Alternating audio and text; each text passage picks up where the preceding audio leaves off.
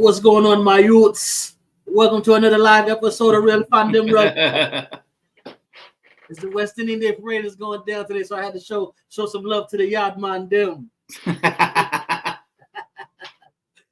You know how it goes down in New York during this time of the month, the Labor Day Parade. If you ain't been to the Labor Day Parade, you better get to the Labor Day Parade. Get you some of that good food, that jerk chicken.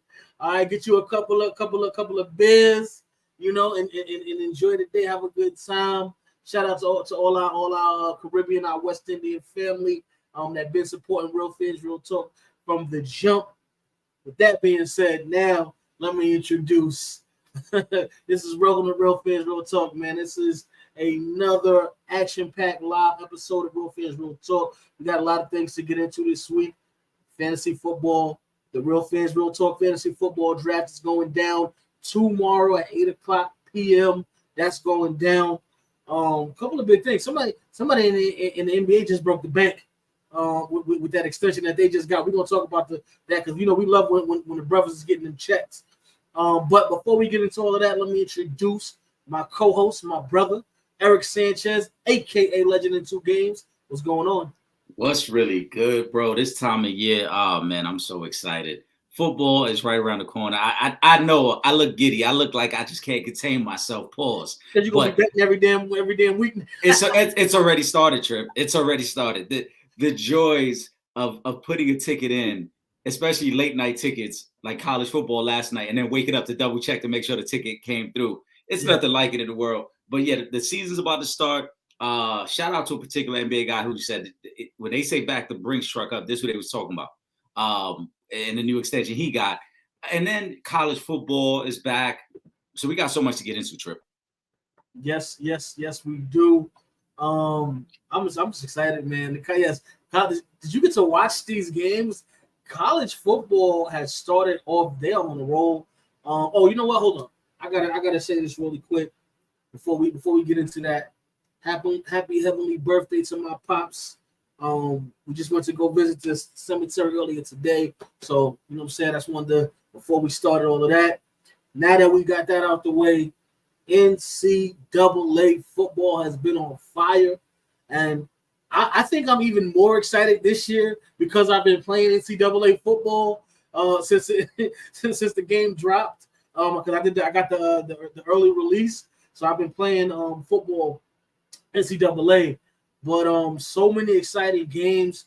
USC with the big upset. Of course, everybody get your roll on. Alabama dominating to open up this college football season.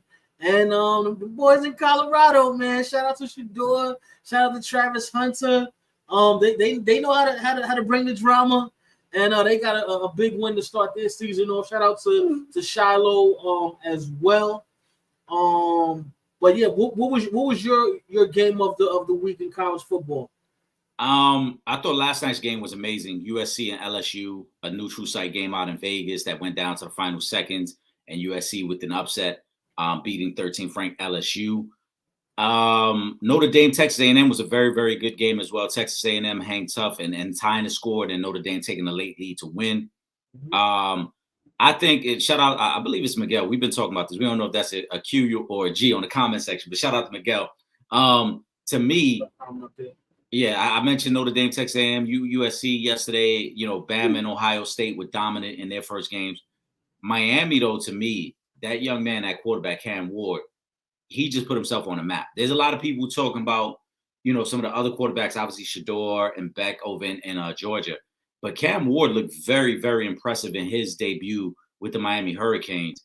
And this is a young man now who is going to be playing on the biggest stage, and there's going to be more attention. If he continues to play like that, he's going to be a rising star in college football this season. Mm-hmm. Let me go to Miguel's question. Biggest week one win, Miami, Notre Dame, or USC? I got to go with that USC. I thought that was the biggest win.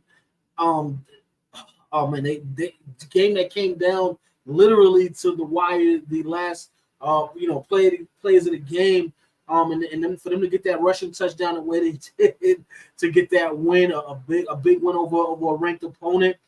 Man, you got to tip your hat to USC. You have to. multiple times being down in that game, having to fight back. And, people wonder, they were, quote unquote experts analysis who said, oh, USC ain't gonna be able to handle the physicality of an SEC team like LSU. And, there were some people who claimed they were gonna get blown out. And so if there was going to be no moral victories coming out of that game, either they were going to win or they were going to lose. Everybody's going to say, look, Lincoln Riley and those guys, they too soft, they finesse. And also keep in mind, USC last year, the way they kind of fell apart in the second half of last year, when people thought they were a national championship contender, for them to then start this season against a very high ranked, very good LSU team and win that game, I thought was very impressive. Yeah, you gotta love it.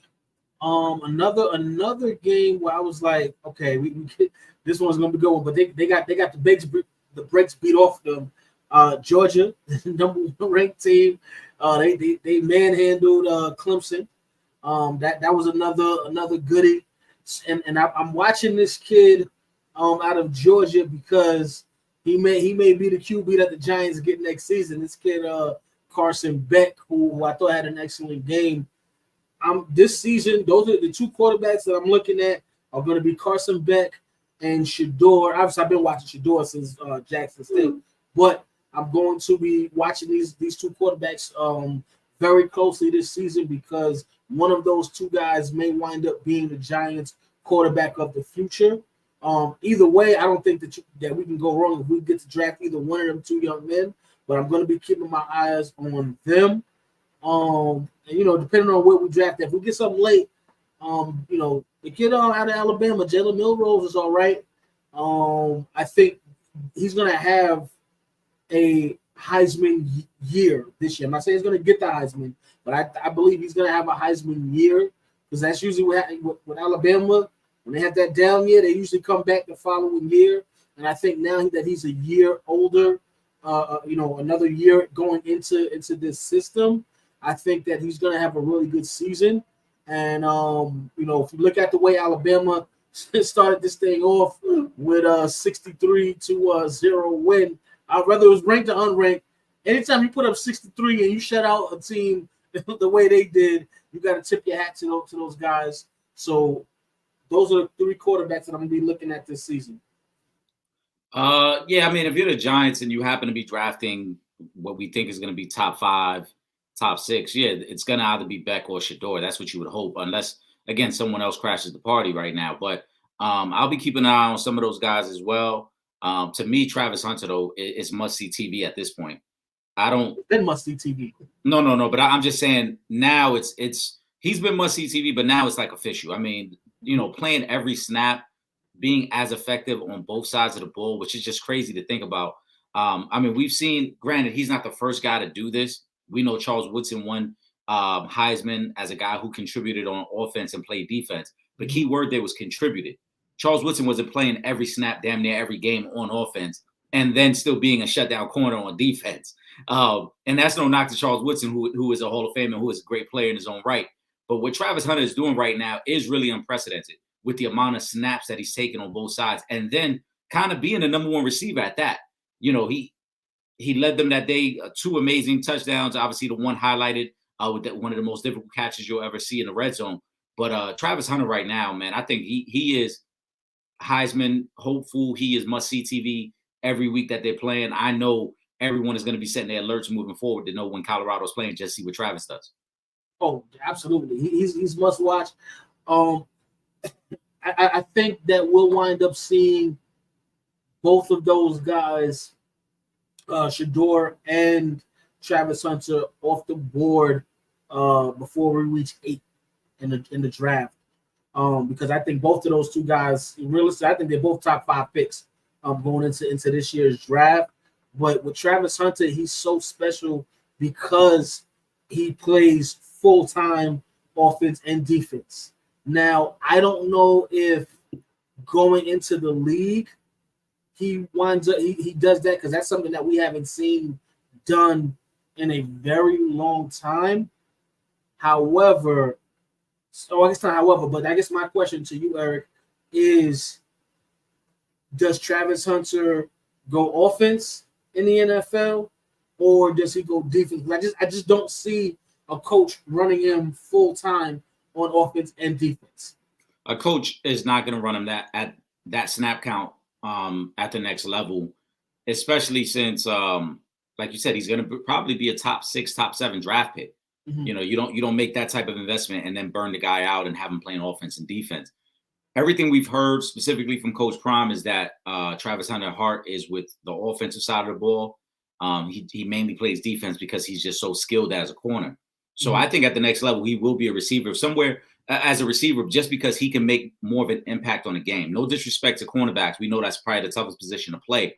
But a cornerback can only affect the game by so much. Like, you've got to throw to my side of the field for me to affect the game. If you don't throw to my receiver, you don't throw to my side, I really, there's not much I can do as a cornerback. Sorry, but as a receiver, I can impact the game on so many different ways, just as long as you can get me the ball. Whether it's, deep passes, short passes, handing me the ball off, screens, all these different things. And right now, he's so dynamic with the ball in his hands. You gotta, like I said, you gotta play to that strength. So I think any team that drafts him will be drafting him with the idea of him being a receiver. And maybe he does the opposite of Dion. Maybe he's a receiver who every now and then plays cornerback, as opposed to Dion, who's a full-time cornerback who play receiver every now and then. Yeah, I agree. Either way, the kid is going. He's going high in the draft. I think everybody knows that. The world has been watching this kid now for a season and a half. That last touchdown catch to win the game. Oh my goodness! What else can you say about that? Big shout out to Travis Hunter and the rest of those guys. I'm looking forward to this season because now they got the expansion now on the playoffs too. So I'm really looking forward to watching this season of college football. Let me go and get into some of these NFL questions because the people know what time it is, Trip. Exactly. They antsy too. Yep. Shout out to Ron Charles. Will the Chiefs 3-peat? Okay. It is damn near impossible to 3-peat in the NFL. It's damn near impossible to win back-to-back Super Bowls in the NFL. With that being said, though, if there is a team led by a quarterback and a coach that could get the job done, I will say it is these Kansas City Chiefs. They got to strike while the iron is hot right now. They have the chance to do it. I'm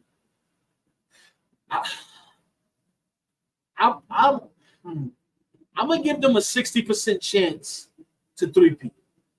I'm gonna give them a 60% chance to 3-peat. Now, again, my goal, obviously, you guys know I want Lamar to get his first ring, so I want the Ravens to win the Super Bowl this year. But if it's not the Ravens, I want to see the Kansas City Chiefs 3-peat because what that would do I don't think at this point, because we've been hammering the notion of Patrick Mahomes being Mount Rushmore already and being a future Hall of Famer already. But what that would do for his legacy and the closing in on the GOAT gap would be huge for Patrick Mahomes and for Andy Reid. And when we're talking about the greatest coaches of all time, you can even. I think it's clear now that Travis Kelce is the GOAT tight end, but it's going to add on to his legacy because it's clear that he's been just as big a part of this run as Patrick Mahomes and Andy Reid has been, because he's the one that's been there even when losing the Honey Badger, when losing Tyreek Hill, a couple of seasons ago. The constant has been those three: Kelce, Mahomes, and Andy Reid, and their legacies. If they could accomplish a 3-peat, sky's the limit. So I'm going to say that you said you give it about a 60% chance. Mm-hmm. I'm a little higher than that. I'm going to give it a 70% chance.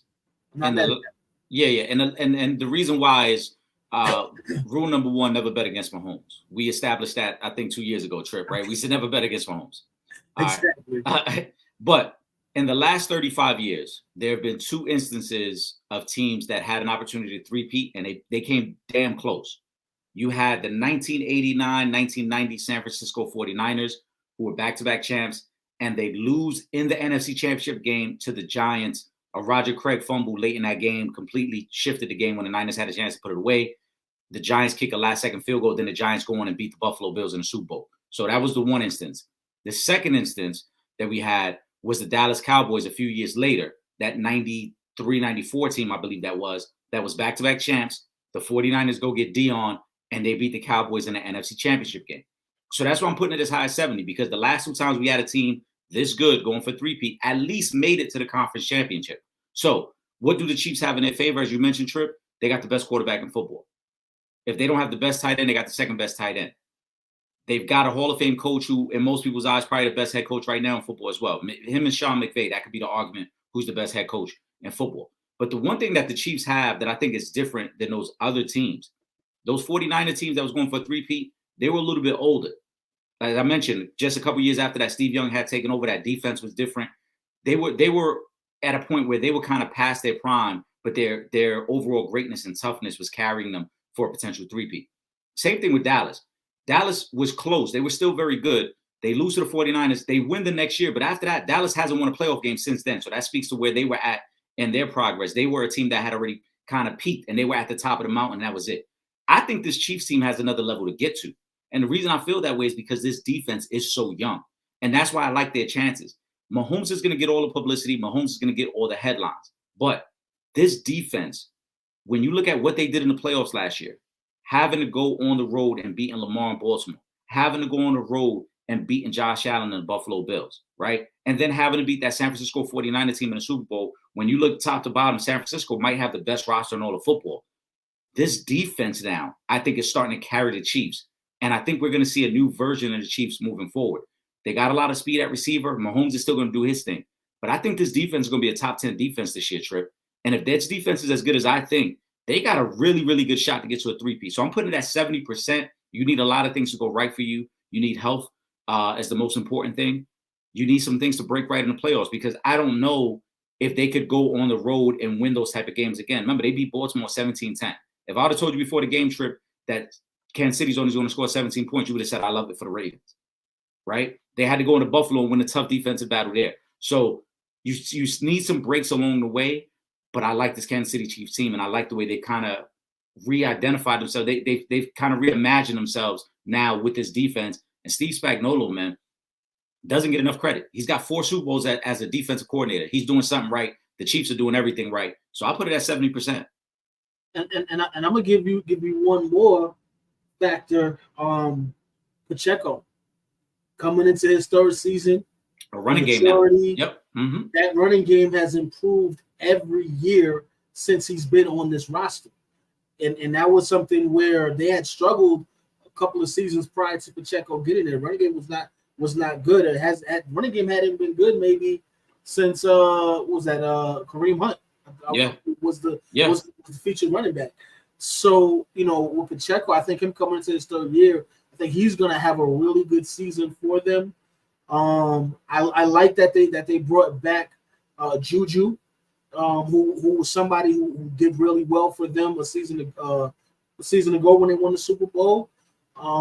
So yeah, and again, I agree with what you said about the defense. They're very young but they're coming into their own now, because remember, a huge part of that defense came in as a result of that Tyreek Hill trade. Yeah, and those guys were very young, and they're still very young. But now time, maturity. Let's think about it, because now we're what, 4 years removed now? This is the 3rd season since the Tyreek trade. So as you mentioned, when they beat the Eagles, they had 3 rookies in their secondary. Exactly. So right. Now, with the maturity level of this defense, yeah, right. I think they could be a top 10 defense as well, which is going to be a problem for the rest of the league. Because Chris Jones is still one of the best defensive linemen in all of football, right?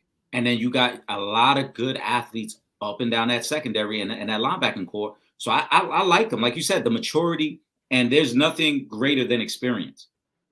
Winning the Super Bowls is great, but when you really think about it, you're like, man, these young guys have played in a lot of big games already. So they're battle tested. Now I expect them to play even freer within that system. It's like they've been in Spagnuolo's system for 2 seasons now. They know the defense, but ultimately we've won so many big games. There's never going to be a moment that's going to be too much pressure for us to handle. Exactly, and that's going to be key come playoff time. Obviously, I mean, I don't think there's any doubt that they win their division, but yeah, they can definitely make a deep run in the playoffs. the biggest factor here is going to be health. But if they stay healthy, I don't see why we don't see them back in an AFC Championship game, which means that there's a great chance that they'll be back in the Super Bowl, and a great chance that they can win that Super Bowl if they're back in the Super Bowl. They got a great chance. They're going to win their division. I think you and I agree on that. They're going to win that division, which means they got a chance to be a top 2, top 3 seed, as long as, like I said, they don't make the path to the Super Bowl too tough for themselves. Yes. I think they have a tremendous shot, because there isn't, aside from the Bengals, there isn't another team in the AFC who's battle tested, right? Yeah. The Ravens just got to their first AFC Championship game last year. The Bills ain't been to one. The Dolphins ain't been to one. There's a lot of teams who don't have the experience that there's, the Texans are up and coming team, but the Texans, they ain't been battle tested like that. So the Chiefs have that advantage over everyone else in the AFC. That's also what's different in comparison to the other three-peats I mentioned, because that Giant team that beat the 49ers in 90, they had already won a Super Bowl before, right? With LT, Phil Simms, those guys, they have been there. So they knew what it would take to go into San Francisco and win a game like that.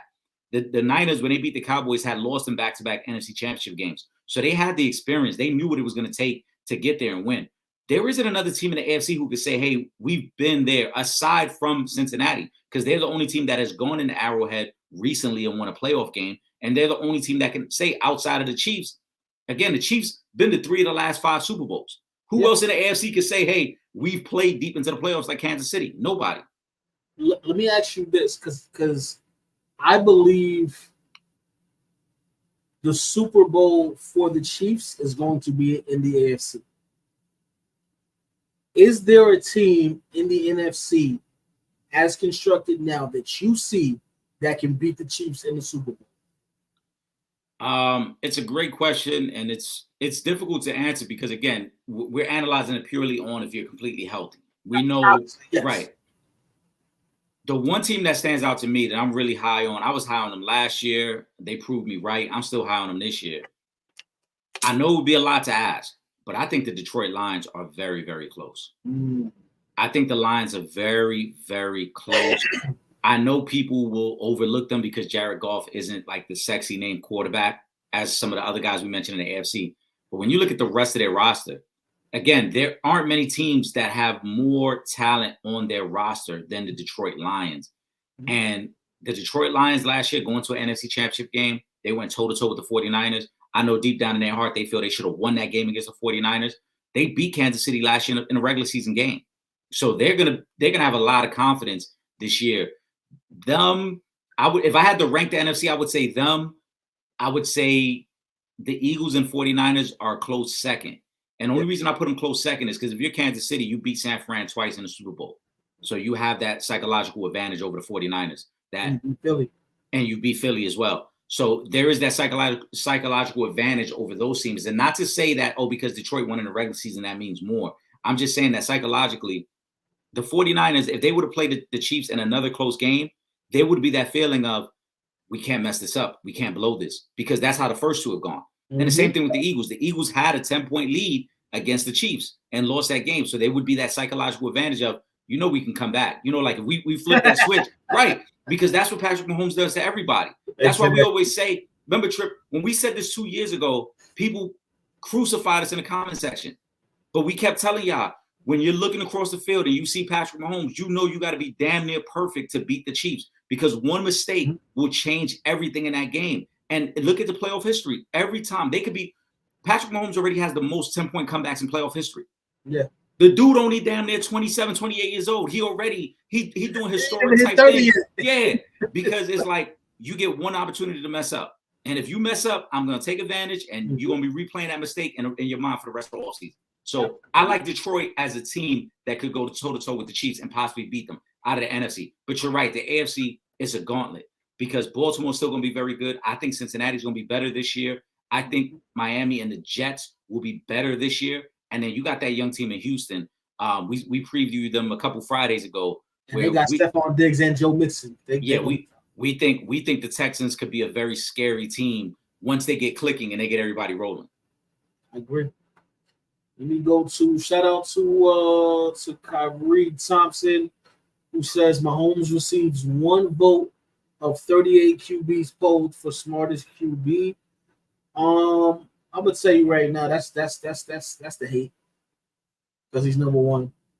Because there ain't no way in the world that you telling me that a man that has won playoff games on 1.5 feet, he only got one vote for the smartest QB in the NFL, and we talking about Patrick Mahomes, who I mean, Jesus, what doesn't he do? Okay, I don't get that.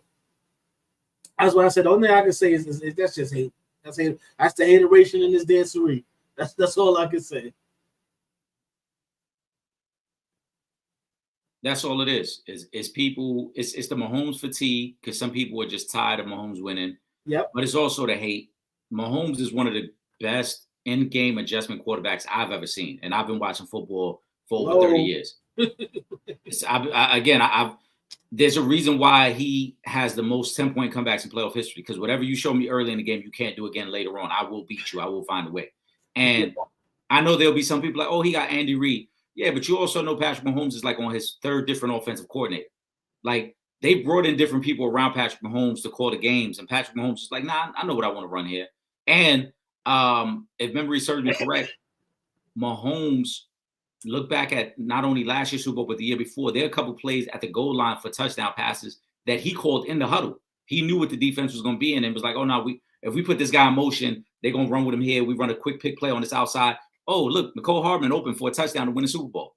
That's Patrick Mahomes right there. But yeah, it's hate. I challenge the people to tell me what quarterback is smarter than Patrick Mahomes, because every other quarterback seems to get frustrated, and you can find the weakness in their game. You can't find it with Patrick Mahomes. So, yeah, and again, I mean, respectfully, because I literally just said 10 minutes ago that Andy Reid is up as one of the greatest coaches to ever do it, and he will definitely get a hell of a boost up if they do get this 3-peat done.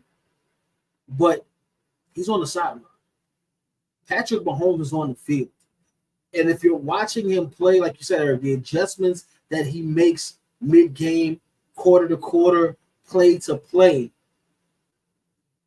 the IQ, you have to have that IQ. I don't even know if there's a quarterback who, when we're talking about all-time lists, wasn't a highly intelligent quarterback. Because Tom Brady, highly intelligent. Peyton Manning, highly intelligent. Joe Montana, highly intelligent.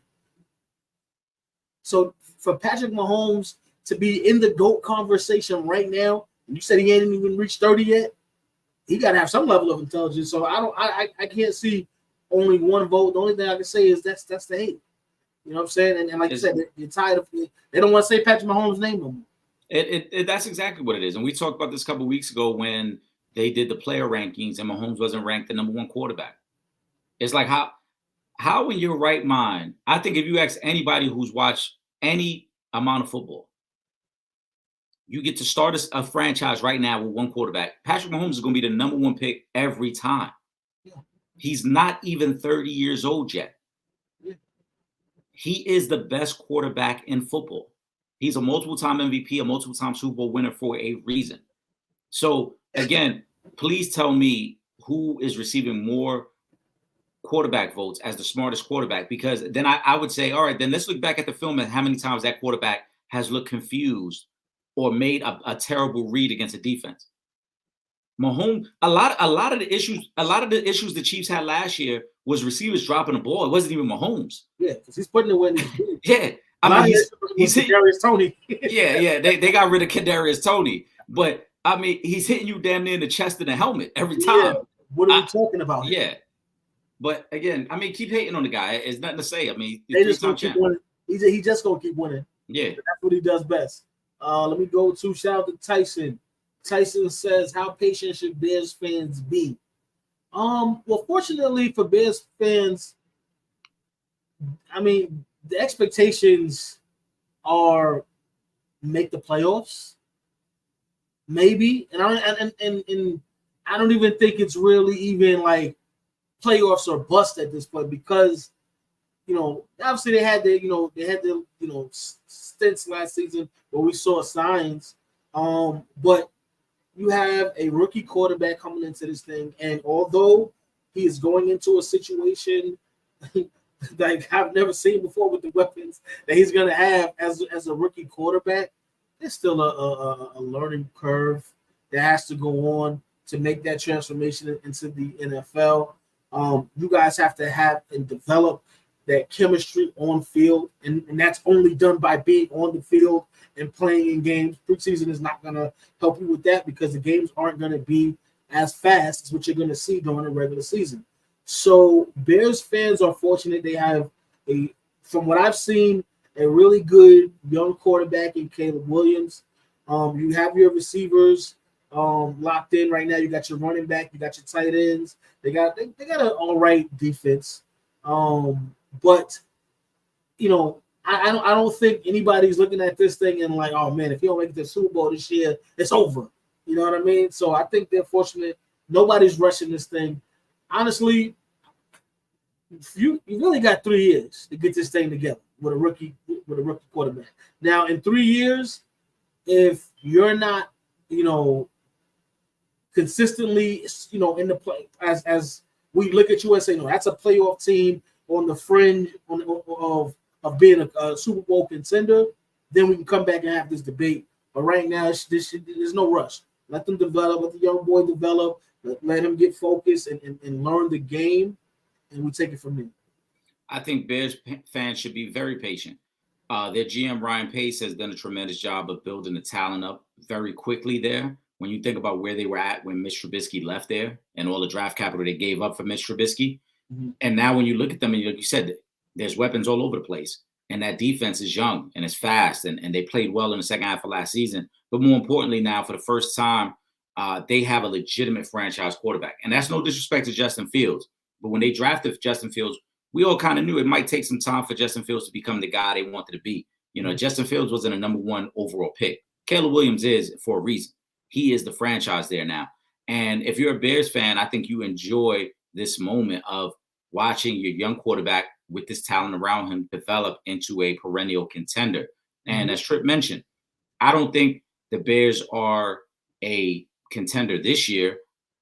I think they're a fringe playoff team.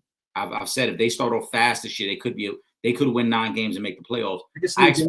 They could sneak in as a wild card. The division is tough because you got Detroit and Green Bay in there. I know we got a question about Green Bay in there as well. Yeah. So the division isn't easy. But I think if you're a Bears fan overall, you should be very patient. And this is when you're in the mode of like just enjoying the development of your team. Myself as a Colts fan, I can say the same thing. We got a young quarterback. We got some young pieces. We got a running back. You enjoy watching that young team compete and watching them grow. And as the Bears fans should do the same. Enjoy what you're going to be watching because it's going to be an exciting season with this young man as your quarterback. Exactly. Let me go back. I'm gonna go to Ron's question. Bigger threat to win the NFC, Packers or Eagles? That's honestly actually a tough question for me because I feel like Green Bay is the more complete team. However, experience is key here. The Eagles have been there. They know what it takes to get to a Super Bowl. They know what it takes to win the NFC. They know what it takes to. They can win on the road. They can win at home. While I feel like Green Bay is the more complete team, they are the younger team. They're very green. And so I'm gonna still go with the Eagles for now, but my opinion on that could change depending on how things how these first 8 games look. I'm gonna say the Eagles for some of the same reasons you mentioned. They're more battle tested. Obviously, they've been to a Super Bowl. I like them bringing on Vic Fangio as defensive coordinator, and then also if those young cornerbacks develop as quickly as they think, then the Eagles, I think, are in the mix because that to me is the biggest weakness on this team is that secondary. Bradbury and Slay are getting kind of old, and they got torched a little bit at the second half of last season. So if those young cornerbacks develop quickly, then the Eagles are right back in the mix. For the Packers, Jordan Love has 1 playoff win under his belt, and You don't know if that's going to continue to translate. You don't know if they take the next step up. Maybe they were ahead of schedule last year. I'm looking forward to seeing this matchup in Brazil on Friday night. And I think the Packers are a playoff team. But there's a difference between being a playoff team and being a team that has the talent to get to the Super Bowl. And I think the Eagles are that. It's proven they can get to the Super Bowl with what they have. You throw Saquon in the mix. I mean, Jalen Hurts had an MVP caliber season when Miles Sanders was his running back. So what type of things you think that offense going to do now with Saquon? I think Nick Sirianni, if him and Jalen Hurts on the same page, they can do some special things. And I think the Eagles are a bigger threat to win the NFC. I'm gonna tell you right now, though, something got to give with that secondary, though. Yeah, the secondary got to get better. Yeah. Shout out to Ray Ray. Ray Ray says, report Bengals intensify efforts to extend Jamar this week. They better square that away. Get that thing squared away. Eric, you mentioned earlier the Bengals are, out of the top teams, they're the only team to actually beat Patrick Mahomes, Andy Reid, Travis Kelce, and those Kansas City Chiefs. You don't want to go into this season with that lingering in the air and that cause some type of friction. I think ultimately they will wind up getting the job done, but they need to hurry up and stop playing. We got a couple of days left till the season starts. Get that thing done, man. We're talking about a top 5 wide receiver in football who has done it for you guys since his rookie season and is going to continue to improve. And now that his guy is back and healthy, Joe Burrow, give him that bag and you see what kind of year he's going to have this season. Yeah, they're gonna make that happen. I mean, Jamar got 2 years left on his deal, so I always thought he didn't have enough leverage to really say, "Hey, I'm going to sit out some games." Mm-hmm. But ultimately, the Bengals don't want that anyway. The Bengals want to make it work, and as you mentioned, him and Joey B have a great relationship. So, I'm sure Joe Burrow been letting him know too. Like, man, y'all better take care of my guy. I need my guy out there. So I need him out there. So. They're going to make it work, and I think the Bengals will be fine. And I think even if it doesn't happen before the season starts, I'm sure that his agent will consistently speak with the front office, and they'll work out a way to extend what he has left. Like I said, he's got 2 years left on that deal. He has outperformed the deal so far, and I understand why he's trying to push for it now because you see what Justin Jefferson just got, you see what CeeDee Lamb just got, you see what Tyreek Hill got last year. So it's like, listen, I'm going to strike while the iron's hot. Let's get this done now. Let's not wait till we get into the last year of this deal. So I think it will get taken care of very soon, though. I agree. Let me go back to this one. Do I like the Ravens? Do we like the Ravens' chances versus the Chiefs? I mean, y'all see the hat I got on right now, so I can't go against my guys, even if it is Patrick Mahomes and the Chiefs. I love the fact that this is the opening game on Thursday night. I'm gonna tell you that right now. Because however this thing goes, I think it's going to be a great game. I think it's going to come down to the fourth quarter. I'm excited to watch it. I do think the Ravens have a chance. I mean, realistically, I think it's 50-50. In the season opener, the game is in Kansas City though, so I may give them the edge a little bit if I'm not just being a homer. But yes, I do think the Ravens have a chance. But again, we have to see this offense because this offense is going to look different than the offense that they had. Even though they've been a run-first team the last couple of years, they haven't had a running back like Derrick Henry running the football for them. So I still need to see the offense legitimately playing. But I give them a chance. But I would say the Chiefs are the favorites, especially being that it's at home in Kansas City. But I do give the Ravens a chance. In terms of the season overall, yeah, they got a chance. I mean, they may not have to play the Chiefs come playoff time, but there's a chance, they got a good team. But in terms of Thursday night, I like them a lot. I've already said I'm taking the 3 points with the Ravens. They're getting 3. When the Ravens, I'm sure, look back at the footage from the AFC Championship game, they looked at the fumble at the goal line, and they looked at the interception in the end zone and said, we missed the opportunity to put points up, and we lost by 7. Mm-hmm. And also, we highlighted this at the time. I think if they had stuck to their game plan and ran the ball more, they would have had an opportunity against the Chiefs as well. That's where Derrick Henry really comes in here, because I think what we're going to see on Thursday night is the Ravens going to say, all right, we're going to see if you can out-physical us. We're gonna hand the ball of Derrick Henry. There's gonna be some RPO action because now you got to worry about Lamar sneaking out on the RPO if you crash down on the inside run. So I expect the Ravens to get back to their identity, and I expect the Ravens also to turn this into a fight. This ain't gonna be pretty football. I promise you. It's gonna be ground and pound. It's gonna be keep away football. Mahomes and them might have their moments to throw the ball down the field because we know they got a lot of speed at receiver. But the Ravens are gonna try to slow this thing down. So I do like the Ravens on Thursday night. And I'm taking a +3. I will say this because you mentioned that the playoff game last year, and we thought they went away from the run. Mm-hmm. If Derrick Henry's on that team, they don't go away from the run. They probably don't. So I'm looking forward to seeing this game. Let's go to the ladies, man. Shout out to Imani. Hey gang, how was your holiday? Y'all put away some food. Let's just say the gym will be my bestie this week. This is a petty question. I look at CJ Stroud. Oh my goodness. Why do you always do this to me, Imani? She looks at them as 5 men. But why do they got them 1 meal from being big parties? Oh my goodness. It's like they can't get abs. Imani, I don't even know what to say to this question right here. I don't know why they don't have the 6-pack abs that you would like for them to have, Imani. Okay? I'm sorry. I don't know. Listen, I'm sure one of them got LeBron's phone number. Maybe they can get his trainer. So the guys have been working with him in the offseason of them $1.5 million routines and stuff. I don't know. I don't know what to tell you on this one. Yeah, I'm not even gonna answer this question. I don't know what to say. I thought chubby guys was his style. I didn't know. Nah, I guess not. I don't know. Shout out to Imani though. Word. Tyson, can Henry get Ravens over the hump? I think so. I do think so because again, what I just said, if Derrick Henry is the Ravens quarterback in that playoff game last season, they don't go away from the run.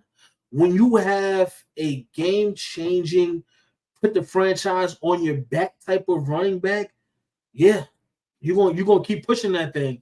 And Derrick Henry is a tough running back to stop. He has been for the past 5-6 seasons. He's been one of the toughest running backs to start. He is the ultimate game-changing running back. So I do think he can. Now, I'm not saying that guarantees them a Super Bowl win, but if you're just saying, can he? Yes. Derrick Henry is an addition that can help the Ravens get over the hump. I'm not going to say Derrick Henry gets him over the hump because we know when it's all said and done, it's going to come down to the playmaking of Lamar Jackson. Yes. And in a key playoff game, it's going to come down to the 2 or 3 throws that Lamar has to make to win the game. That's just the way it's got to be. He's the franchise player. It's going to come down to Lamar making plays. But what Derrick Henry does give them is stability at the running back position. Because for the past 4 years, shout out to J.K. Dobbins and no disrespect, J.K. Dobbins just couldn't stay healthy. Mm-hmm. And, it was J.K. Dobbins, it was Mark Ingram, it was Gus Edwards. It was all these other running backs that had to step in to try to help Lamar. I think what Derrick Henry now is gives you that stability now where, as you said, if we have Derrick Henry, we don't have to question, should we hand him the ball? We can consistently hand him the ball and then work our play action game. But Lamar is who will get them over the hump. Lamar's a franchise player. He is your best player, and he's going to be the one that have to make plays in crunch time for them to get over the hump. So it's Lamar to me who would have to get him over the hump. Yep. I mean, let's talk a little bit of basketball. Let me go. I see a couple of basketball questions. My main man, Hoopballer Scoop, Lisa Leslie, the legend, says Caitlin Clark and Angel Reese both deserve Rookie of the Year. I love you, Lisa, but hell no. Angel putting crazy numbers up, but they losing like crazy now. Caitlin and Fever Rolling maybe lost 2 games. To be honest with you, I wouldn't be mad at a co-Rookie of the Year situation. Now I like what Hoopballer Scoop's comment, right? You know what this brings me back to, Eric? This brings me back to 2003. The Rookie of the Year race between Carmelo Anthony and LeBron James. And there were people that felt like maybe it should have been co-Rookies of the Year. LeBron had the edge, in the individual performance, a slight edge, not even nothing crazy, but Melo's team was going to the playoffs. In this situation, both well, right, at least for right now, both those teams are still in the playoff race. I wouldn't be mad at Rookie of the Year, at co-rookie of the year for both of them, because I honestly, I think both of them are well deserving of the award. They're both breaking records in their own right. They're both doing things that we haven't seen before from two rookies.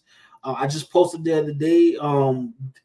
Angel Reese has the record for rebounds in a season. Caitlin Clark just set another record, so they're continuing to go back and forth. So at this point, I'm not even mad about a rookie of the year type situation, but I think one of those two is going to be disappointed at the end of the season because they're only going to give it to one of those two. And to be honest with you, I don't know who gets the vote. Trip, you being politically correct here. And I understand why. We love both these young ladies, right? But let's be clear, and I agree with Hoopballer School. It is Caitlin Clark. And that's no disrespect to Angel Reese. I think Angel Reese has had a phenomenal year. I'm on record as saying it last week, and I've said it previous weeks as well. The Indiana Fever had the number 1 overall pick. They missed the playoffs last year. With their win yesterday, it's the first time the Indiana Fever have had a winning record in the WNBA in 5 years. Caitlin Clark has impacted winning, right? We can talk about the turnovers. We can talk about the young lady's shortcomings because Angel Reese, even though most of her shots are in the paint, she shoots less than 40%. Caitlin Clark as a point guard is averaging 5 turnovers a game. So they both have their shortcomings as rookies, and we expect that. But Angel Reese is 13 and 13 a night, which is phenomenal for a rookie. Caitlin Clark is 18, 8, and 6 a night. Caitlin Clark, to me, is playing better overall basketball and impacting winning right now. The Indiana Fever sit as the number 6 seed in the WNBA, and the Chicago Sky are pretty much tied for that last spot, and they're falling very fast. They got a game against Vegas tomorrow night, which is going to be very pivotal for them down the stretch. But Caitlin Clark, to me, is the MVP, and I think it's pretty much settled at this point, unless something drastic happens over the next 2 weeks. It is Caitlin Clark. She's impacted winning. Her performance has been phenomenal. And once she adjusted to the game, remember early on we talked so much about, they're so physical with her. But this is what we talked. She had to overcome that. She had to figure out a way to play through that. Now that she's played through that, and you see since their Olympic break that she got the rest, she's been balling out of control at this point. Caitlin Clark is the rookie of the year. Angel Reese has been phenomenal, but it's just not on the same level as Caitlin Clark. All right, let's go to Hoopballer School. We got one more from Hoopballer School for basketball segment, but A'ja Wilson has been on a tear. To me, she is locked for MVP because Aces have got themselves together. But her last 3 games, 41-17, 26-16, 42-6, and it's crazy. Best player on earth being in the shadows of 2 rookies. Unfortunately, A'ja Wilson is, you know how we got like AD in BC in the biblical before Christ and after the death. Mm-hmm. You got BCA and after CA because that's 2 different WNBAs. And unfortunately, A'ja Wilson is a part of the BCA before Caitlin and Angel Reese. Before that whole rush comes into the WNBA, she's part of that regime where they weren't getting the coverage that they're getting now, that they've been getting over the past season and a half. A'ja Wilson doesn't, and this is tragedy, that she doesn't have the star power that Angel Reese or Caitlin Clark has, being that she is the best player in basketball. And, Hoopball Scoop said she locked it up now. The MVP was locked up before we even went to the Olympics. We knew that was A'ja Wilson's award from back then. But it is unfortunate that she does not have the star power, and it's because I don't know, and I don't want to say the WNBA just didn't know how to really promote, because this is kind of like just the stat storyline, given the WNBA, the boost that is given it with Angel Reese and Caitlin Clark and this influx of the new talent coming in. It's just been a blessing for the WNBA. But prior to that, they just didn't have that type of media push. And that's why you see, yes, these two are bigger stars. They may be the two biggest stars in the WNBA, which is crazy as two rookies. But no slight to Asia Wilson, because tell you one thing, I don't care how great Angel Reese has played this year. I don't care how great Caitlin Clark has played this year. Ain't neither one of them can hold a candlestick to Asia Wilson. And I say that respectfully to those two because I like both of those two young ladies, but they can't hold a candle to Asia Wilson. No, they can. And Asia Wilson is the best player in the league, and she's locking up another MVP. And as you said, before the Olympics, she was a heavy favorite to win that award. We talk a lot about the marketing of it. I think the WNBA just doesn't know how to push this product, for lack of a better phrase. I'm not calling the women products. I'm just saying the sport, yeah. But you know how I get stripped. People might take offense to that. I don't mean the women themselves. I mean the sport that they're trying to present. But the WNBA, it was made easy for them because of the amount of attention that Angel Reese and Caitlin Clark had coming out of college. That WNBA didn't have to do much. People were tuned in. We did a live during the WNBA draft, did we not, Trip? Where every comment was wondering where would Angel Reese land.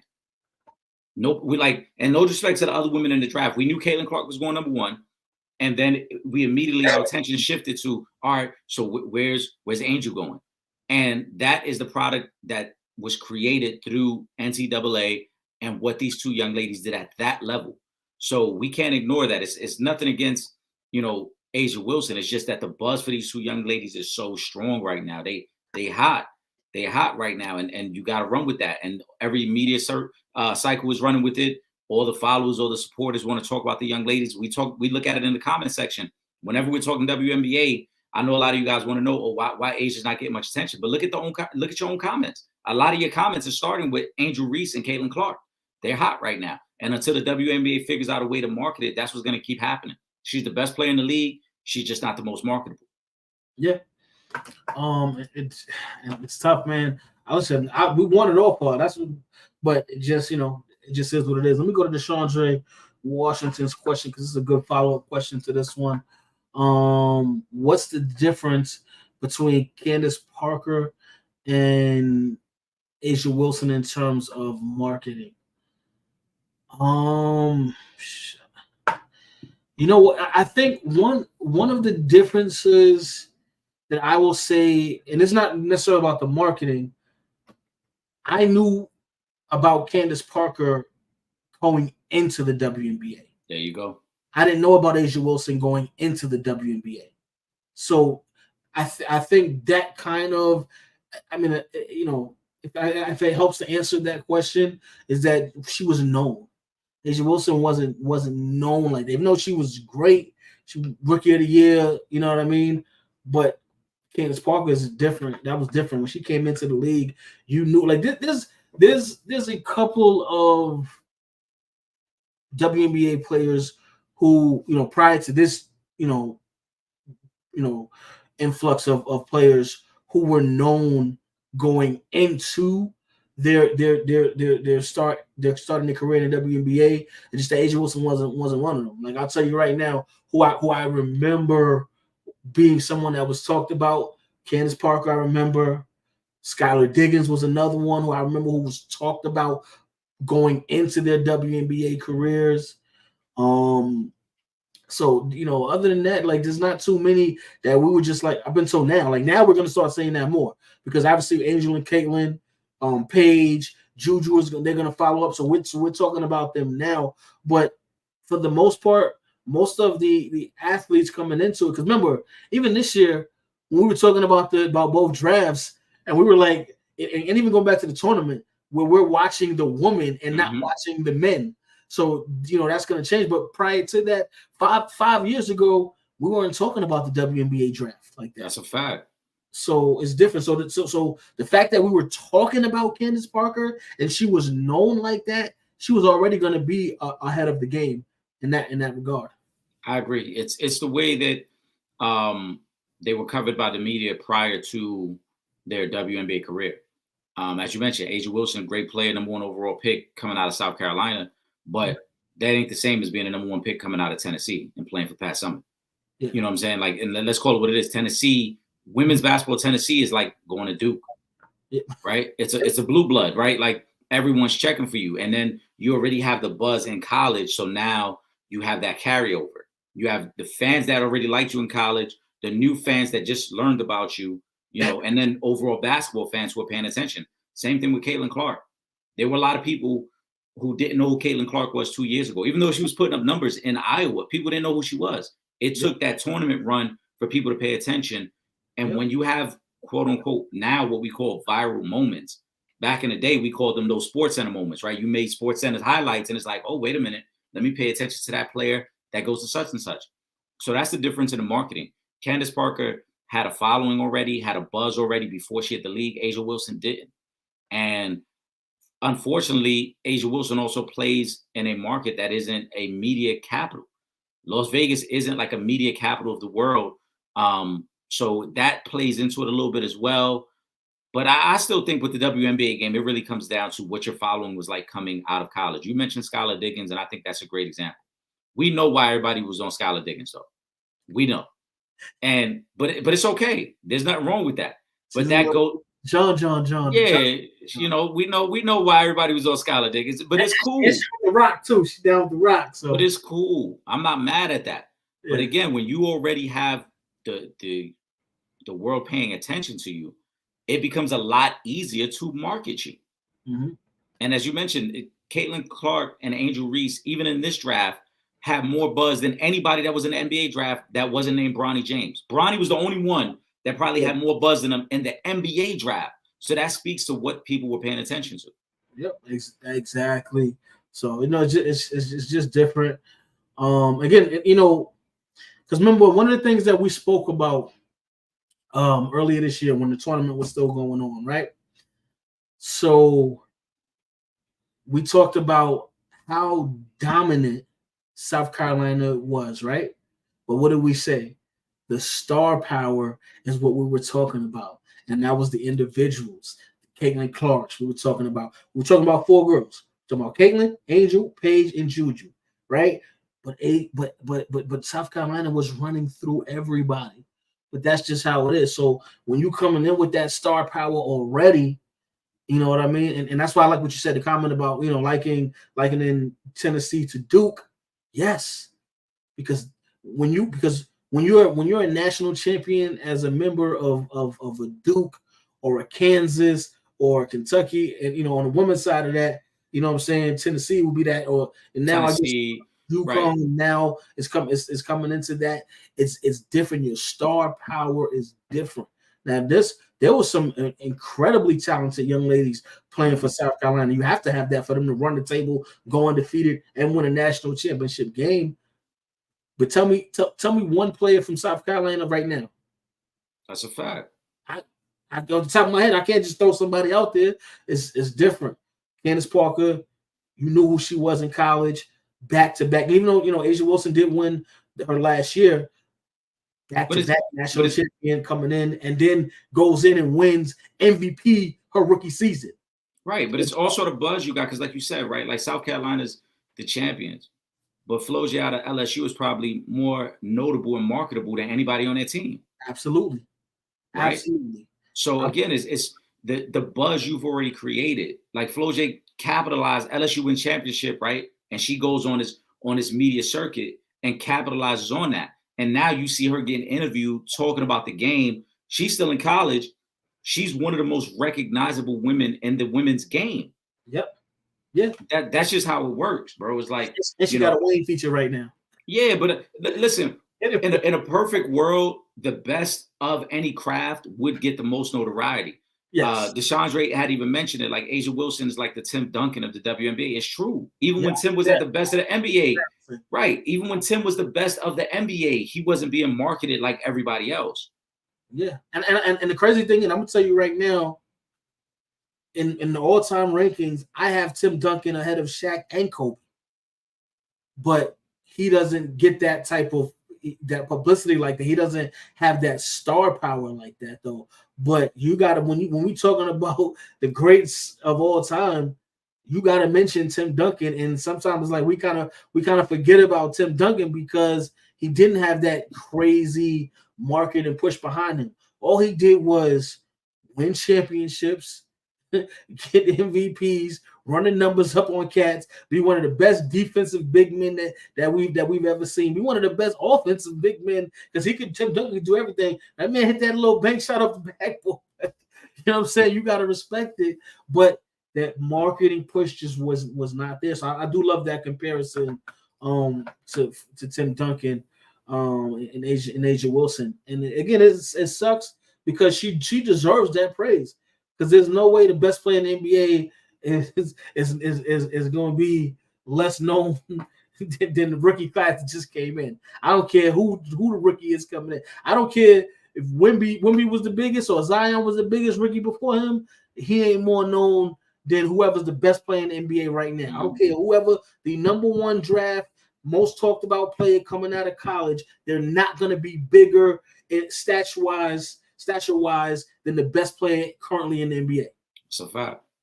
So it is what it is. Let me see what else we got up here. Okay, let me go to Pooh. Shout out to Pooh. Happy holidays. Asia Wilson is having maybe the single best overall season in WNBA history. Stewie in 2020 was top player. Since then, Wilson snatched that title. Yeah, absolutely. No, you ain't got no debate here. This is what it is. Yeah, that's a fact. Let me see. Scoop Hoop, what's up? Let me say this to y'all. No, Caitlin Clark has a little asshole in her too. She talks shit. Did y'all see last week they was beating Seattle and it was a timeout? She was raising the roof, but walking towards Seattle's bench and Skylar Diggins bumped her out the way. Clark got some dirty. But again, shout out to Skylar Diggins, man. Woo-wee. But I mean, listen, she's a hooper. Like you know, one thing we can't forget, and I think it gets lost sometimes because we're talking about ladies and we think, you know, oh, ladies are such beautiful creatures and they're so delicate and dainty. These are hoopers. These are basketball players. These are competitive athletes. And guess what? Cat's been talking ish since 5 years old on the basketball court. Is that like Eric? How old were you when you started talking trash on the basketball court? Probably younger than that. That's what I'm like. The trash talk used to start in the house. That's what I'm saying. That's what we do. That's a part of the game. Yeah, so she won't be like that. I love seeing that. This ain't no cookie cutter, you know, watered down. So this is basketball is one of the most competitive sports you are going to ever play. And yeah, it's some shit talking going down. I love it for Caitlin Clark. And I'll say this, right? When everybody was debating about, you know, was the other players being too rough or too harsh on Caitlin Clark, she took it on the chin. Pause. She didn't complain about it. She didn't say, "Oh, anybody's targeting me." She accepted it, understanding that as a rookie, this is the bumps and bruises I got to go through. But now that she's having her way, now y'all gonna have to handle her trash talk. And as Scoop Hoop said, y'all gonna have to handle the dirty that she want to bring to the game too. Because when y'all was doing it, she accepted it. She wasn't sour about it. She didn't complain to nobody. She didn't try to call out nobody or make it seem like anybody else was doing her dirty. She accepted it. So now it's her turn and she having her way. Y'all gonna be mad for a long time because I don't think she's going anywhere. Will Gordon says it seems like the WNBA has some kind of hidden marketing cap, like they can only promote X amount of players. To be honest with you, I don't even see it as that because from what I'm seeing, the biggest stars in the WNBA brought their star power with them to the WNBA. Like I don't see this big marketing push for individual players like that for WNBA players. Like the most talked about people, the ladies in the WNBA are ladies that we were already talking about. Like I don't think there's this big crazy push for any one individual or handful of individual players. Honestly, I think it's just it's their star power. I don't think there's a cap on it. Though the WNBA we know works with a budget that's far less than the NBA. I just don't know if they figured out the right strategy to market these women. And as I've said before, you know, shout out to Will Gordon. He already know that's my man, the opinionated ones. But Will, let's not pretend like anybody was excited about WNBA basketball up until like 2 years ago when Caitlin Clark and Angel Reese really started dominating the news circuits the way they did. Before then, the WNBA, I'm sorry to say, it was an afterthought. We weren't talking about it much. There wasn't much coverage. I mean, the New York Liberty were looking for a new home. A lot of different WNBA teams were looking for a new stadium to play in. There wasn't much money going into it, and there wasn't much viewership of the sport. So that's why I think they're still trying to figure out what's the right way to market this game. Because, yeah, we got these 2 young ladies now. We got 2 more in the pipeline that are going to boost our viewership. But we still want to bring exposure to the great stars we already have. And last year, you would think that finals would have done record numbers because you have Vegas going for back-to-back against what people call the super team in the New York Liberty. And there weren't great viewership numbers for those games either. So the league has tried to promote in a way, but I just don't think they figured it out yet. Yeah. Like, I can tell you right now, right? And I want you can answer this question as well, Eric. How many commercials pop into your head right now that feature WNBA athletes that are not WNBA promo commercials? Yeah, just like a product, you mean? Yes. I think maybe there's 2. Isn't there one with Breonna Stewart and Asia Wilson? And yes. I want to say there's one Gatorade commercial that features. I'll give you one that I'm sure you know, and you're just not thinking it right now. But Sabrina Ionescu with Chris Paul. Yeah. Right. I'll give you the insurance commercials. The only other one outside of that off the top of my head that comes to my mind is the Amazon commercial with Angel Reese and Flau'jae, but that was based off of them. Right. What they did at, right. So that can't even count that one. But other than that, like, I don't, you know what I'm saying? But I could run off 10 commercials right now that NBA athletes have been in. You know what I'm saying? You got Sprite, right?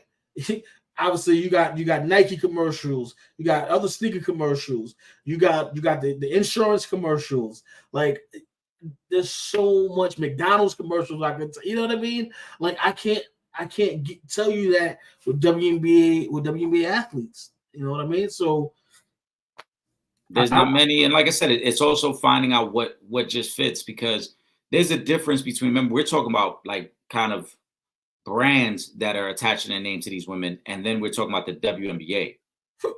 Those are 2 separate things. Like, for the WNBA to market their game, the WNBA ain't gonna say, "Hey, put such and such in a Gatorade commercial," because Gatorade is gonna have to make the final say. So yeah, they're gonna say who they want. That's the difference. Because, like, realistically, the NBA promotes their guys in season when they're promoting games.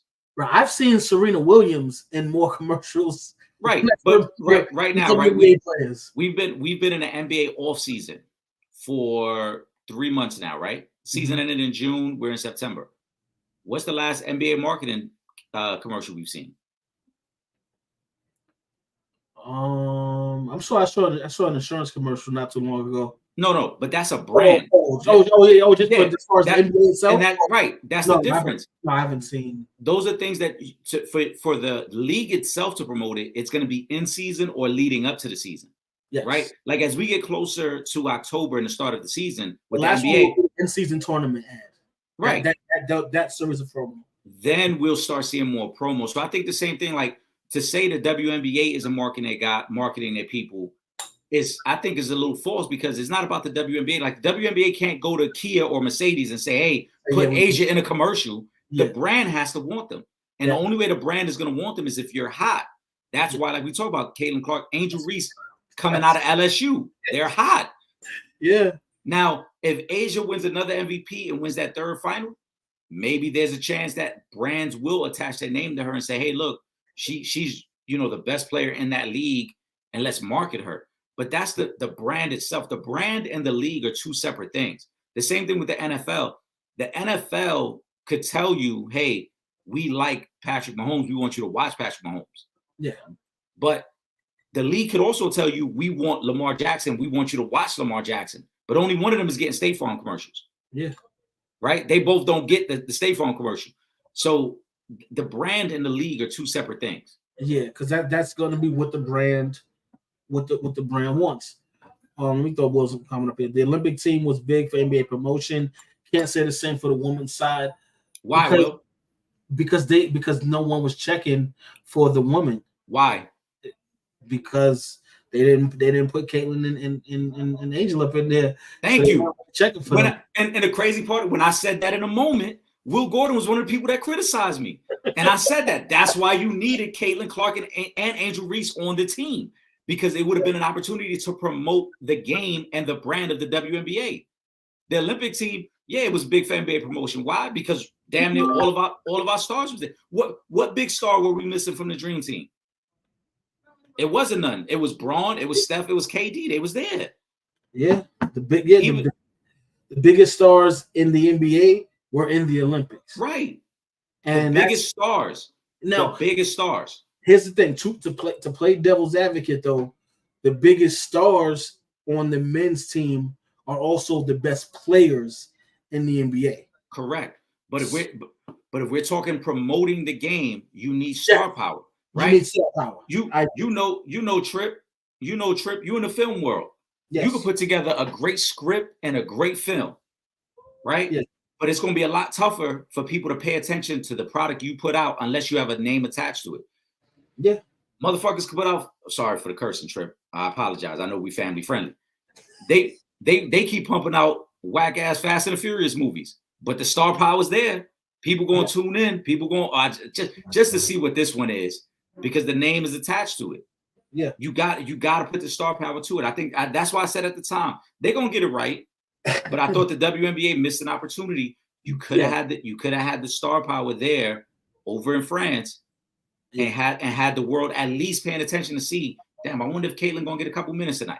Even if they didn't play, just them being there and the idea of you may get to see them, it's gonna draw more eyes.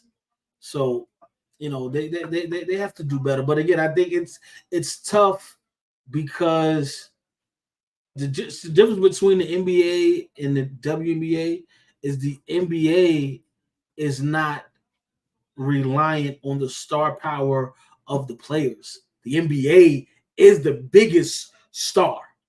The league has the most star power because everyone watches, and they've been watching for so long. So even though Michael Jordan is not in the league anymore, even though Kobe's not in the league, Shaq's not in the league, all of these superstars aren't in the league, the NBA, it doesn't matter because the NBA's brand and the star power is already on a whole other planet. When new guys come in, even if you have somebody, let's say you have somebody that comes in, but they don't reach LeBron star power, or they don't reach Steph star power. The NBA is not going to struggle because the NBA is the biggest star power. If you don't have these ladies coming in, bringing in their own star power, the WNBA will struggle because you can't even get that type of star power on your best player, who is probably who is the best player in the world, A'ja Wilson. If you can't build her star power up, the league is going to struggle. If you can't get Breanna Stewart's star power to be bigger, if you can't get all of these other great women athletes star power to grow individually, you're gonna have the WNBA is gonna suffer behind it. It is, but I mean, just in terms, like I said, the marketing for the league is very tricky. I think they're still trying to figure out how to get the viewership. I know there have been people who've said, they put Caitlin Clark on TV too much, but they had to capitalize on it. She only gets to be the number 1 overall pick one time.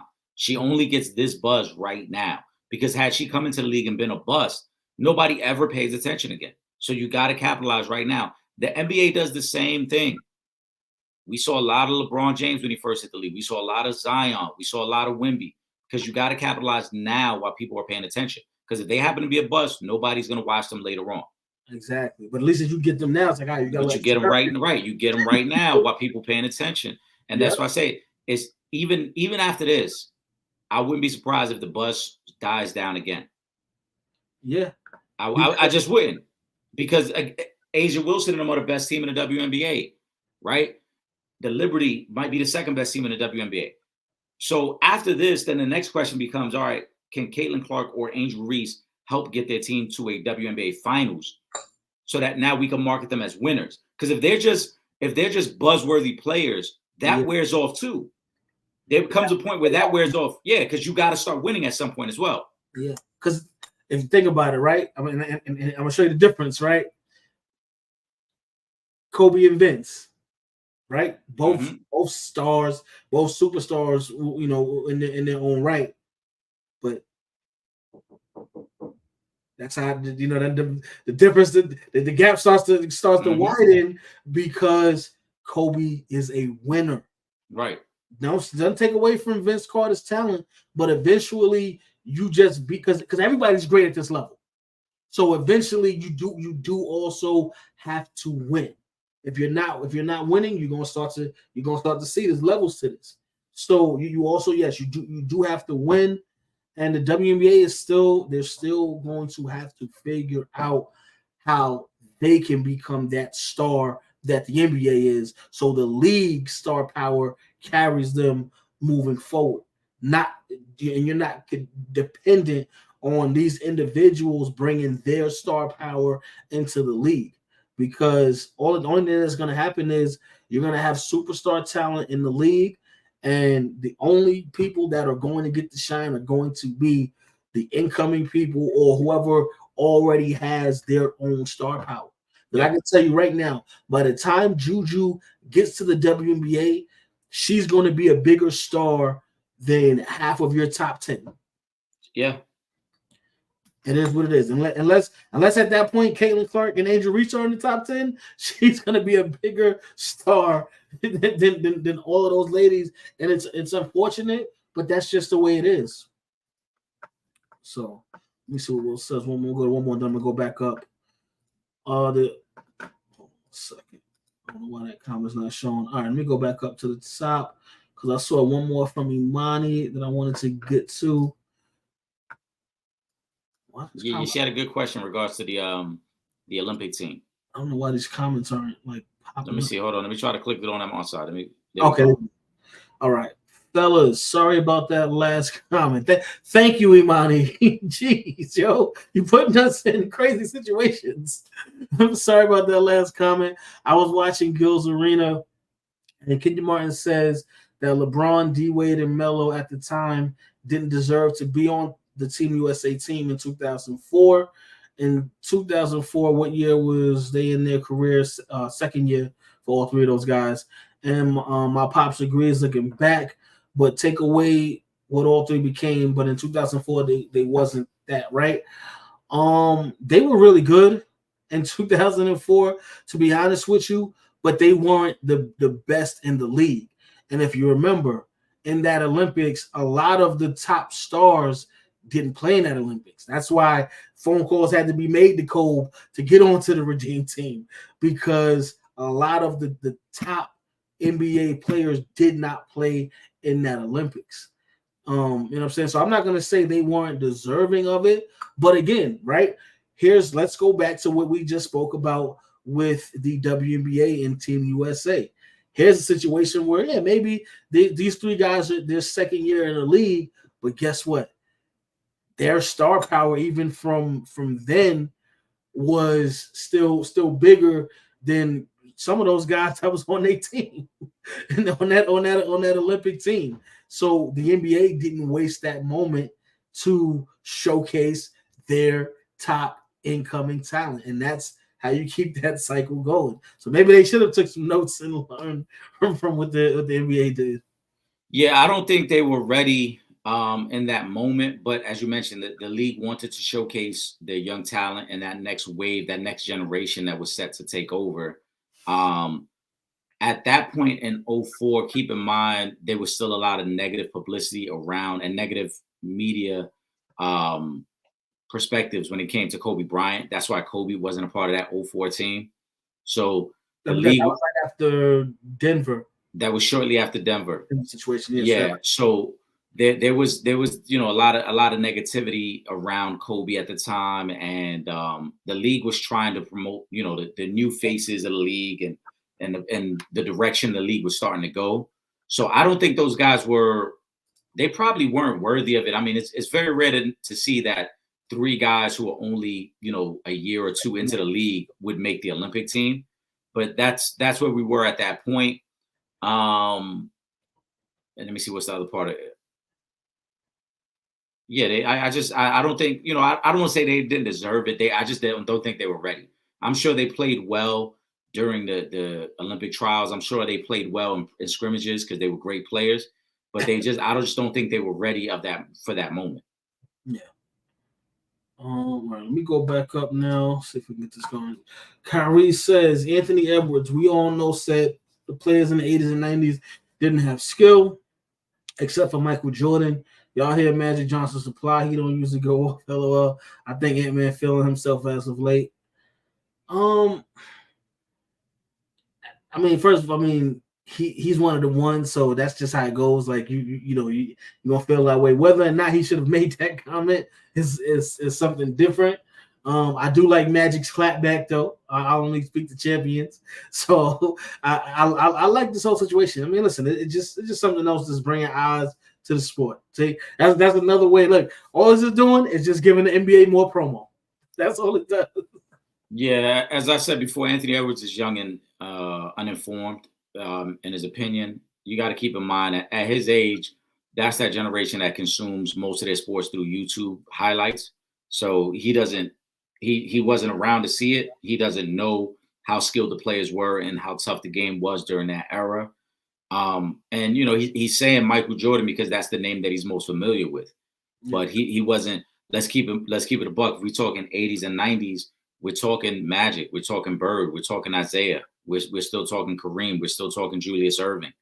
A lot of the most skilled big men we've ever seen. Yeah, and then right, leading to the era of Pat, Hakeem, David Robinson. So and I'm sure I'm forgetting somebody else and mentioning the big men that I just mentioned. But he's uninformed in what he's saying, and he's young. That's what a lot of these young guys say, things like that really don't make sense.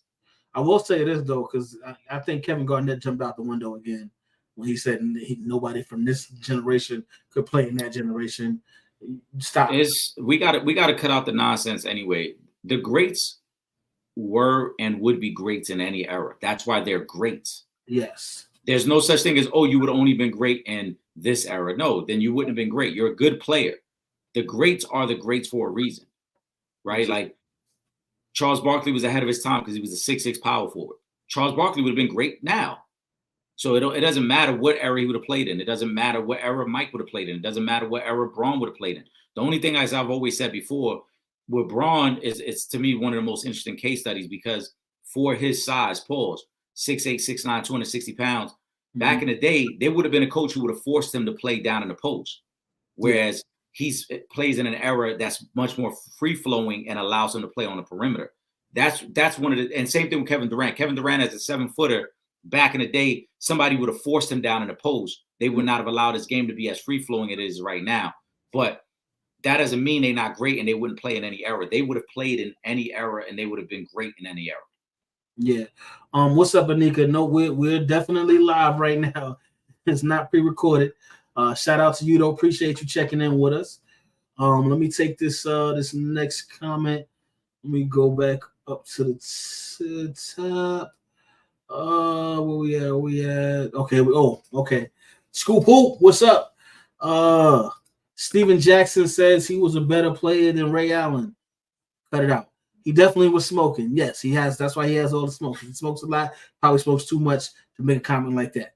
People forget Bucks and Seattle Ray was crazy athletic and took it to the rim and would dunk on you with Celtics and he was more of just a shooter. But young Ray could go.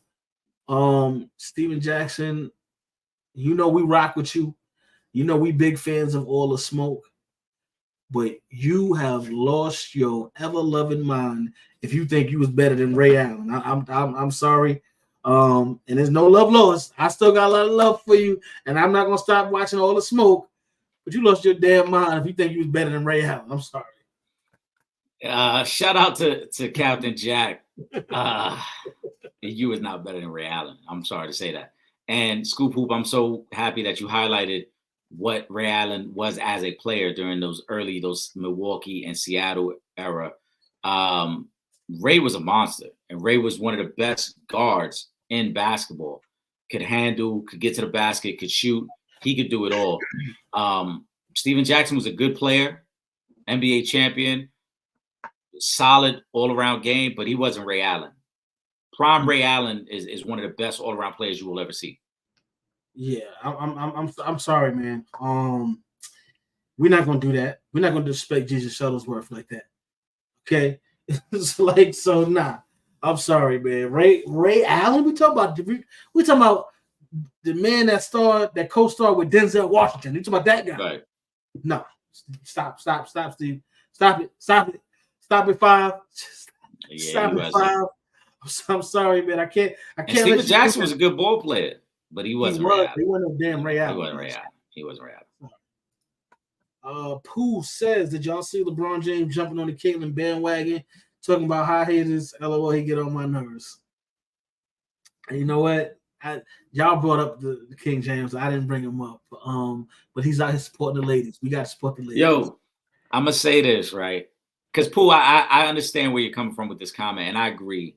Sometimes LeBron tries to throw himself in conversations. We know that. But this is part of the promotion of the game, right? If you want people to promote the game, if you want people to tune into the game, you need some of the biggest stars of the men's game to support it. So LeBron supporting it is a way to promote the game, because there are a lot of LeBron James followers on social media who probably would never tune in. But if he tweets that, if he goes live on IG and says that, you probably got 20 to 30,000 people that's willing to tune in now. So they're gonna say, "Who you talking about this girl?" Yeah. What Bron talking about Caitlin Clark? Let me see what she's doing. Just because Bron said that. Exactly. Let me see. Yeah, with this thing.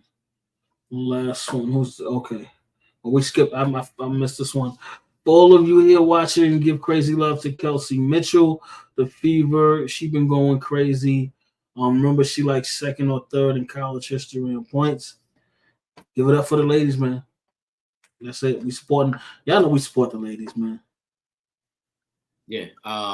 That's not a serious thing. That's not serious. It will stop. You just saying something. Bron trying to angle. Bron trying to get the angle in there to get over a clutch. Yeah, that's. Hey, listen, they listen. Bron got some stars though, so you know, I ain't mad at that. Big shout out to Steph Curry, man. When you bring in that kind of a bag, that extension 1 year was $62.3 million. Let us hold the 0.3. Can we get the 0.3? That's all. You don't even need the 0.3, man. Just let's get the 0.3. And everything gonna be all right. Yeah, just setting over the 0.3, man. What are we doing here, Steph? Jeez, man. Goodness, you can't knock the hustle, man. You gotta love it. Fantasy football once again. The draft is going down tomorrow night at 8:00. If y'all want to know how the draft turned out, just hit us up. Let us know. We can always involve you guys and let y'all know how the teams are looking right now. Big shout out to Jonathan, last year's winner of the Fantasy Football League. We're probably gonna get Jonathan up here to talk a little bit, do a little fantasy football segment with us in the next couple of weeks. But yeah, the draft is going down tomorrow night. I'm excited about that. Shout out to Will Gordon. He finally entered the league, so now we are officially locked in, and we can start this year. What is it? Oh, well, to my let me get that 0.3, and I'm on his long weekly and eat his wife's flavor. Yeah, I thought that comment was going somewhere else when it started. I was about to say, Will, you wild for that. I'm not about to do this with you right now, Will, because you crazy for that. I don't know what's up with Will, but U.S. Open is going on right now as well. I seen Coco got bumped out. little bit, disappointed with that one, but it is what it is. Oh, we got some big boxing fights that are coming up, and in these next couple of weeks, Shushu is going to be back in the ring as well very soon. Big shout out to him. But the big fight which is coming up this month, Canelo versus Berlinga. I know Eric, I know you're looking forward to that fight as well. Absolutely. Berlinga is a good friend of Shushu Carrington. They came up together in Brooklyn. Yes, sir. We got if for you guys that haven't, you go back and watch the last interview we had Shushu, and he talked about the relationship with Berlinga. And it's crazy too. I got to get the clip because you and I have a podcast from a couple years ago where we talked about, and I said Berlinga was going to be a future opponent of Canelo because I knew in that middleweight division he was a rising star. We'll get into more boxing preview next week, but it is a fight I'm looking forward to. Yeah, exactly. Yeah, we'll talk more about that as we get closer. Yeah. All right, man. Give me a final thought, Eric. Let's get ready to wrap this thing up. Listen, man. As always, appreciate all of the supporters. The comment section was on fire tonight. We greatly appreciate it, man. Make sure you guys subscribe to Real Fans Real Talk. Make sure you guys tune in Friday Night Live. We'll be back picking all of the games for Sunday. I know we got games on, and we'll be live during the Friday game. So, Trip, if you're free, you already know, lock in, my brother. We're going to be live during the Packers-Eagles game. Just throw it out there. I said it on Friday. I got Baltimore +3 on Thursday.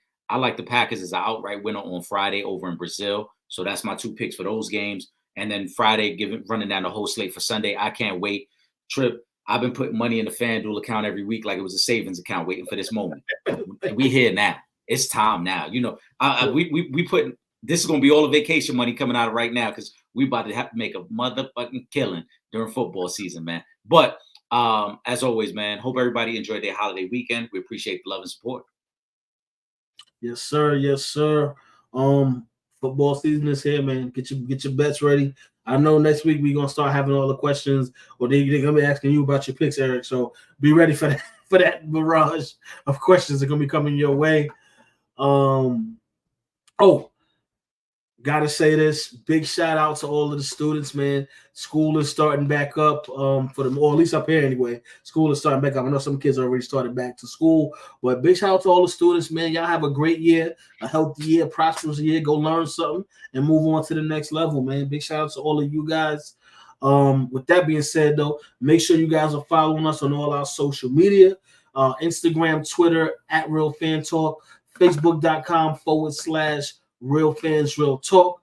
And of course, subscribe to that YouTube channel, YouTube.com/For the Fans Productions. Also, if you're not in the New York City area, you can't watch us on Verizon 43 BPN2 from 8 to 9 p.m. on Thursday nights. Do not worry. All you got to do is click that red button on the homepage at realfansrealtalk.com. You can watch us from anywhere in the world.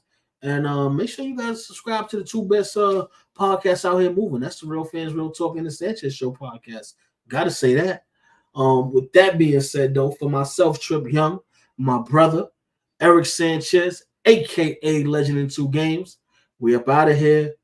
Peace.